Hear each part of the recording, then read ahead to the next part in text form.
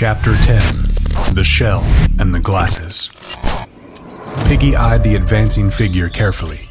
Nowadays, he sometimes found that he saw more clearly if he removed his glasses and shifted the one lens to the other eye.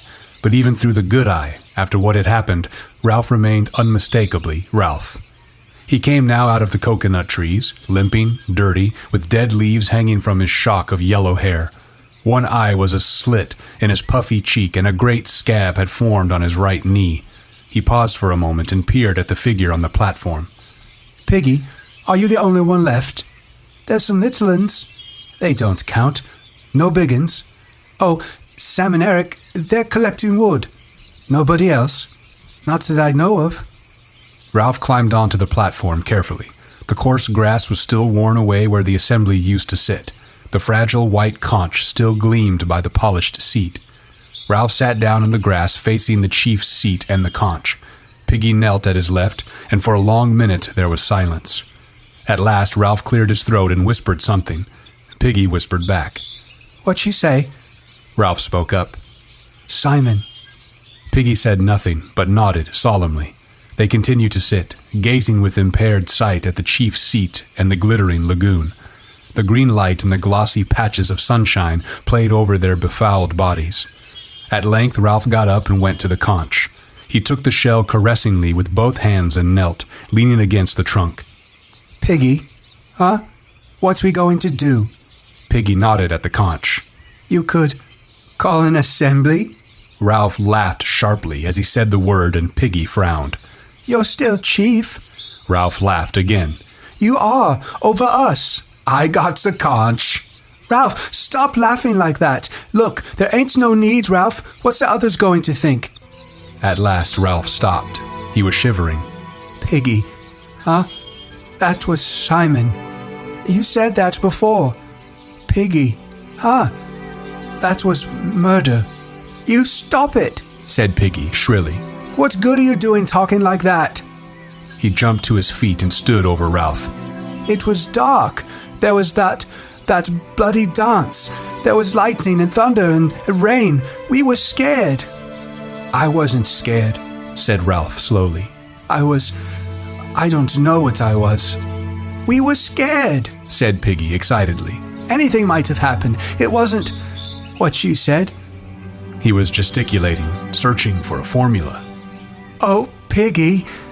Ralph's voice, low and stricken, stopped Piggy's gestures. He bent down and waited. Ralph, cradling the conch, rocked himself to and fro. "Don't you understand, Piggy? The things we did. He may still be... No. Perhaps he was only pretending." Piggy's voice trailed off at the sight of Ralph's face. "You were outside of the circle. You never really came in. Didn't you see what they did?" There was loathing, and at the same time a kind of feverish excitement in his voice. "Didn't you see, Piggy? Not all that well. I only got one eye now. You ought to know that, Ralph." Ralph continued to rock to and fro. "It was an accident," said Piggy suddenly. "That's what it was, an accident."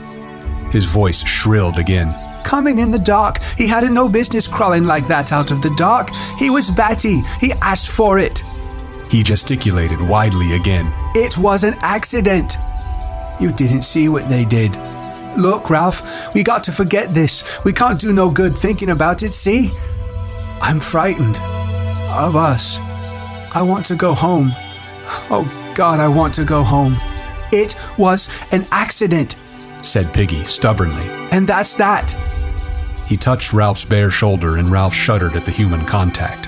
"And look, Ralph." Piggy glanced round quickly, then leaned close. "Don't let on we was in that dance. Not to Sam and Eric. But we were, all of us." Piggy shook his head. "Not us till last. They never noticed in the dark. Anyway, you said I was only on the outside." "So was I," muttered Ralph. "I was on the outside too."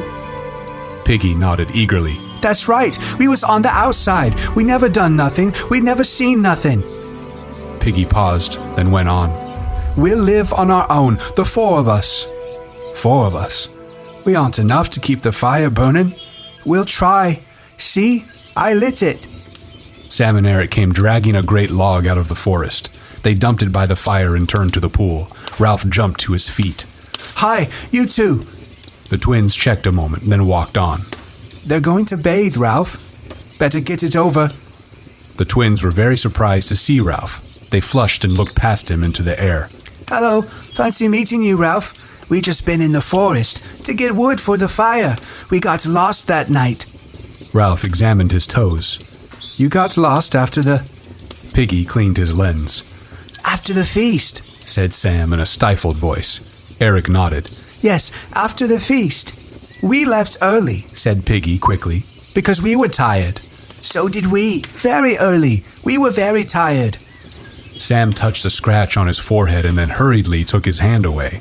Eric fingered his split lip. Yes, we were very tired, repeated Sam. So we left early. Was it a good... The air was heavy with unspoken knowledge. Sam twisted and the obscene words shot out of him. Dance? Memory of the dance that none of them had attended shook all four boys convulsively. We left early.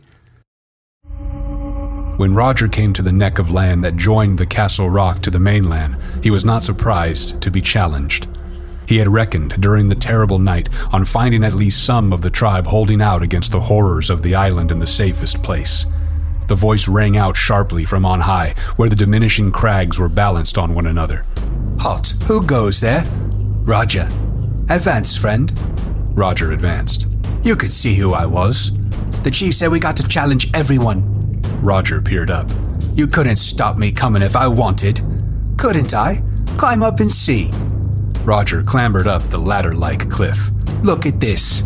A log had been jammed under the topmost rock and another lever under that. Robert leaned lightly on the lever, and the rock groaned. A full effort would send the rock thundering down to the neck of land. Roger admired.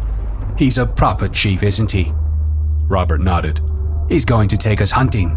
He jerked his head in the direction of the distant shelters where a thread of white smoke climbed up the sky. Roger, sitting on the very edge of the cliff, looked somberly back at the island as he worked with his fingers at a loose tooth. His gaze settled on the top of the distant mountain, and Robert changed the unspoken subject. He's going to beat Wilfred. What for? Robert shook his head doubtfully. I don't know. He didn't say. He got angry and made us tie Wilfred up. He's been... He giggled excitedly. He's been tied for hours, waiting. But didn't the chief say why? I never heard him. Sitting on the tremendous rock in the torrid sun, Roger received this news as an illumination. He ceased to work at his tooth and sat still, assimilating the possibilities of irresponsible authority. Then, without another word, he climbed down the back of the rocks toward the cave and the rest of the tribe. The chief was sitting there, naked to the waist, his face blocked out and white and red. The tribe lay in a semicircle before him. The newly beaten and untied Wilfred was sniffing noisily in the background. Roger squatted with the rest. Tomorrow, went on the chief, we shall hunt again. He pointed at this savage and that with his spear. Some of you will stay here to improve the cave and defend the gate. I shall take a few hunters with me and bring back meat. The defenders of the gate will see that the others don't sneak in. A savage raised his hand, and the chief turned a bleak, painted face toward him. Why should they try to sneak in, chief? The chief was vague, but earnest. They will. They'll try to spoil things we do. So the watchers at the gate must be careful, and then... The chief paused. They saw a triangle of startling pink dart out, pass along his lips, and vanish again. And then, the beast might try to come in. You remember how he crawled? The semicircle shuddered and muttered in agreement. He came, disguised. He may come again even though we gave him the head of our kill to eat, so watch, and be careful. Stanley lifted his forearm off the rock and held up an interrogative finger. Well, but didn't we... He squirmed and looked down. No! In the silence that followed, each savage flinched away from his individual memory. No! How could we kill it? Half relieved, half daunted by the implication of further terrors, the savages murmured again. So leave the mountain alone, said the chief, solemnly, and give it the head if you go hunting. Stanley flicked his finger again. I expect the beast disguised itself. Perhaps, said the chief. A theological speculation presented itself. We'd better keep on the right side of him anyhow. You can't tell what he might do. The tribe considered this, and then were shaken, as if by a flow of wind. The chief saw the effect of his words and stood abruptly. But tomorrow we'll hunt, and when we've got meat, we'll have a feast. Bill put up his hand. Chief. Yes? What do we use for lighting the fire? The chief's blush was hidden by the white and red clay. Into his uncertain silence, the tribe spilled their murmur once more. Then the chief held up his hand. We shall take the fire from the others. Listen, tomorrow we'll hunt and get meat. Tonight, I'll go along with 2 hunters. Who will come? Maurice and Roger put up their hands. Maurice. Yes, Chief. Where was their fire? Back at the old place by the fire rock. The chief nodded. The rest of you can go to sleep as soon as the sun sets. But us 3, Maurice, Roger, and me, we've got work to do. We'll leave just before sunset. Maurice put up his hand. But what happens if we meet? The chief waved his objection aside. We'll keep along by the sands. Then if he comes, we'll do our dance again. Only the 3 of us? Again the murmur swelled and died away.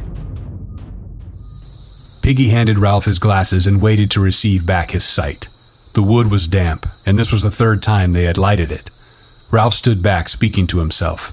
We don't want another night without fire. He looked round guiltily at the 3 boys standing by. This was the first time he'd admitted the double function of the fire. Certainly one was to send up a beckoning column of smoke, but the other was to be a hearth now, and a comfort until they slept. Eric breathed on the wood till it glowed and sent out a little flame. A billow of white and yellow smoke reeked up. Piggy took back his glasses and looked at the smoke with pleasure. If only we could make a radio, or a plane, or a boat. Ralph dredged in his fading knowledge of the world. We might get taken prisoner by the Reds. Eric pushed back his hair. They'd be better than... He would not name people, and Sam finished the sentence for him by nodding along the beach. Ralph remembered the ungainly figure on a parachute. He said something about a dead man. He flushed painfully at this admission that he had been present at the dance. He made urging motions at the smoke and with his body. Don't stop. Go on up. Smoke's getting thinner. We need more wood already, even when it's wet. My asthma. The response was mechanical.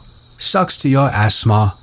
If I pull logs, I get asthma bad. I wish I didn't, Ralph, but there it is. The 3 boys went into the forest and fetched armfuls of rotten wood.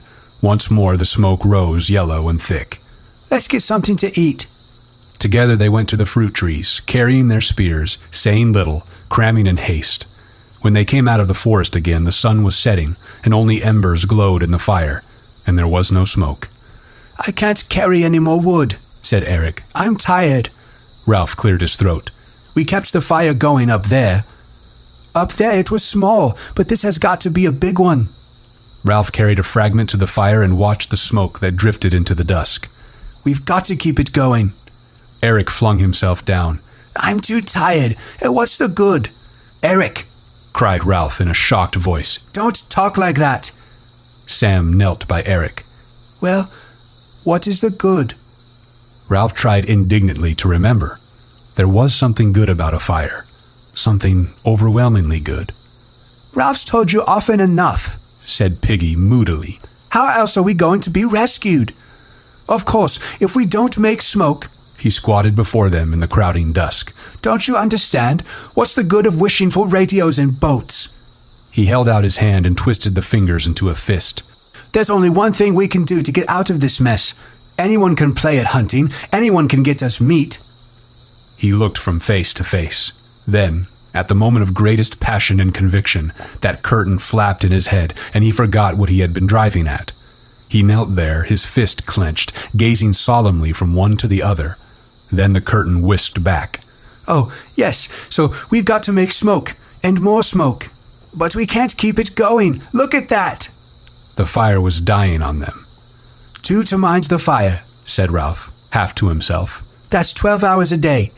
We can't get any more wood, Ralph. Not in the dark, not at night. We can light it every morning, said Piggy. Nobody ain't going to see smoke in the dark. Sam nodded vigorously. It was different when the fire was up there. Ralph stood up, feeling curiously defenseless with the darkness pressing in. Let the fire go then, for tonight. He led the way to the first shelter, which still stood, though battered.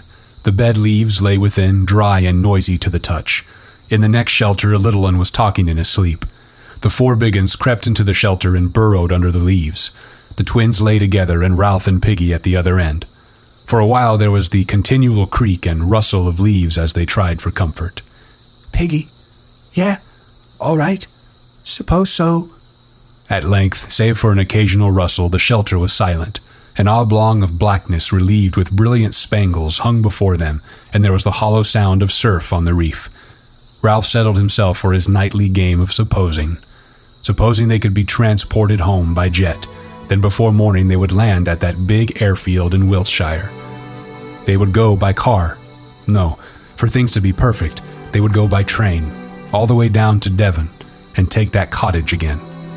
Then at the foot of the garden, the wild ponies would come and look over the wall. Ralph turned restlessly in the leaves. Dartmoor was wild, and so were the ponies, but the attraction of wildness had gone. His mind skated to a consideration of a tamed town where savagery could not set foot. What could be safer than the bus center with its lamps and wheels? All at once, Ralph was dancing round a lamp standard. There was a bus crawling out of the bus station. A strange bus. Ralph! What is it? Don't make a noise like that. Sorry.